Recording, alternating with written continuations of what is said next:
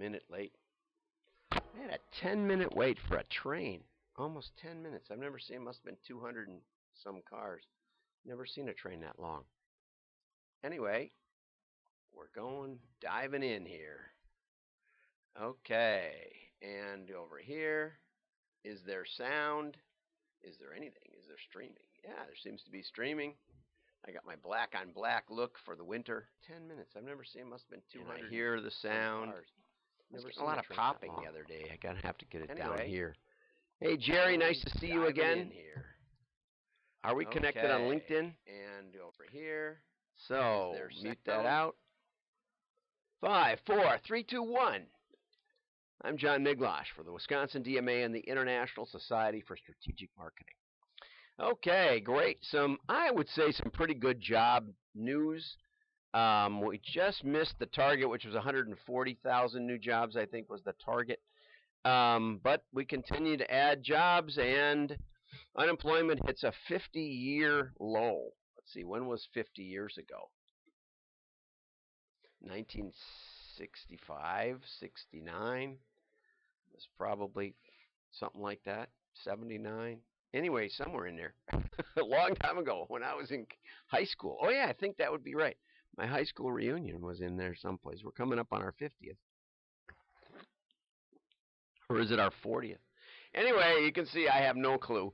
But the point is that it's going down and it's doing great. And that we'll let that go. Okay. And Shiv did some predictions at the beginning of the year, and he said that we would finally recognize there's too much content out there. This might be an example. And secondly, marketers would recognize that MarTech is a tool, not a strategy. Amen to that. Good point. But the third one, consumers would begin a shift toward more selective consumption. Well, you know, Harry Dent talked about that, and Paul Zane Pilzer back in the 70s, I think, 80s. So that's not a new one for 2019. But he's saying that the majority of Americans believe the climate crisis is real. Yeah, okay, good. And climate crises is causing consumers to rethink their consumption. What we should really think about is their disposal unit. And who's in favor of these clam packs that you can't open, especially when you buy a scissors? You can't open it without a scissors. You know, you can't even open them with your teeth anymore. And his daughter wants less plastic in the world. What we need is nuclear, and happy to defend that if you want to give me a call. Hey, good morning, Joe. Give me some hearts. We'll get on to some fun stuff right now. Okay, this was an interesting article. I don't know if you noticed, but the climate marketing, My Total Retail, the next one by Chuck is, they're all from Target Marketing or My Total Retail. Those are two magazines that I use quite a bit. They have, I believe they still even have a print edition, though I watch it digitally every day. And they have contributed to the WDMA. I gave them a membership, and they're letting me use their mailing list for the WDMA promotion of the November 7th, I believe it's a Thursday, presentation in Minnesota. So if you're up in the Twin Cities in that area, go over to WDMA.org and subscribe. I'd also encourage you to subscribe to this Periscope channel, because I think I have like 18 subscribers or something. You get alerts when I finally get the thing running in the morning, and you know, get you the news. Okay, so anyway, Valentina says the average consumer has 6 or more touch points before making a purchase decision. Now, part of that is because we foist so much content, as Shiv just pointed out. Marketers are challenged to know which channels and messages drive the best results. True marketing attribution remains an elusive goal. Additionally, no more than 50% of respondents of Retail Ascendant members agreed to specific ways to measure the connection between media spend and results. Yeah, we'll be covering a case study up there in Minnesota. I'll try to videotape it, but I have a few videos on the Lovesac case study, where they grew 100% in 3 years while we were working with them, and they're still growing today. We really built a nice system for growth. But one of the things we showed them was that you could actually have solid, 100% solid attribution.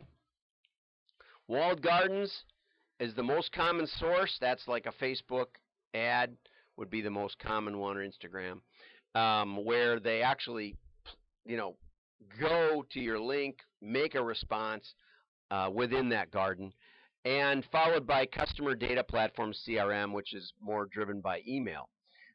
Their attribution, a huge percent, oh my gosh, had no more than a 50% error rate, margin of error 50%. Well, that's like nothing. You might as well not be even trying. No wonder you're confused. For retail marketers looking to get over the hump, they need to start mapping the customer journey. Okay, and the first place to start is in your own. See in your own head.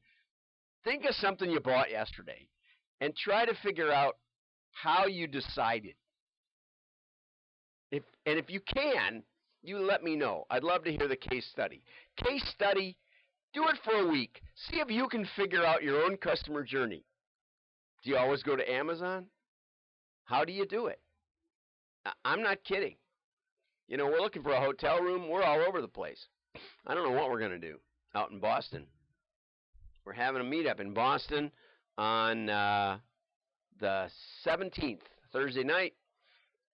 Location to be determined. You can find out about it on wdma.org. Okay, I contend, here, let's go to the next. Chuck, good article from Chuck, says it's difficult to fit good direct response ads into Facebook, which goes right toward that last article.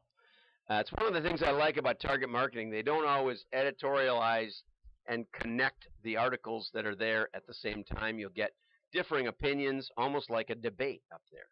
Okay, it's very difficult, and direct mail is all but extinct for the young people at Rutgers that Chuck teaches, and he found one really good one, but basically, why don't let's teach mail. How about that? Here's a great, and this is, we'll finish with this one. A new survey out yesterday said 40% of TV advertising is trying to drive response, direct response. Amazing.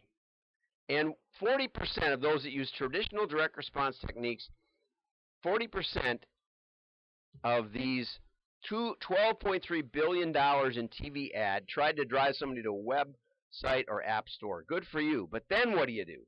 And that's where the Lovesac case study is so powerful.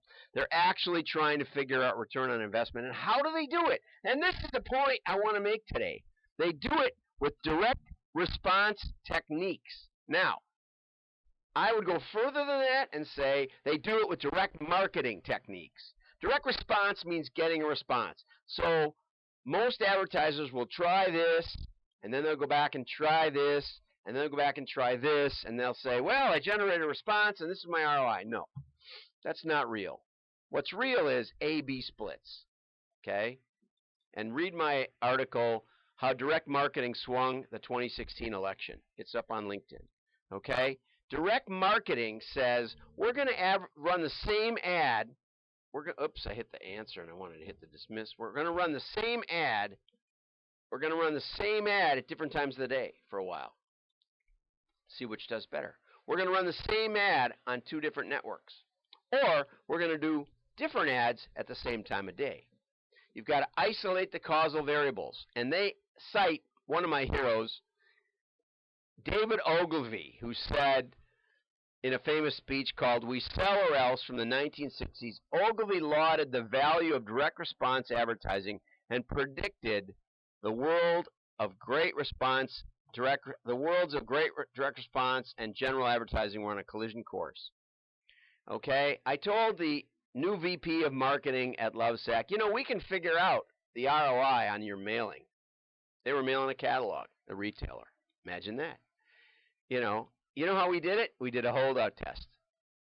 Watch my show, you'll figure that out over time. Great article. You can know the answer. You know to the dollar if you're a direct marketer. And what Ogilvy is talking about was direct mail marketing. Okay? I'm doing a presentation on why mail, the tool that no one is using. If you are in this situation with attribution, instead of worrying about your customer journey, which you can't even map on your own self, try this. Try creating a direct mail testing incubator.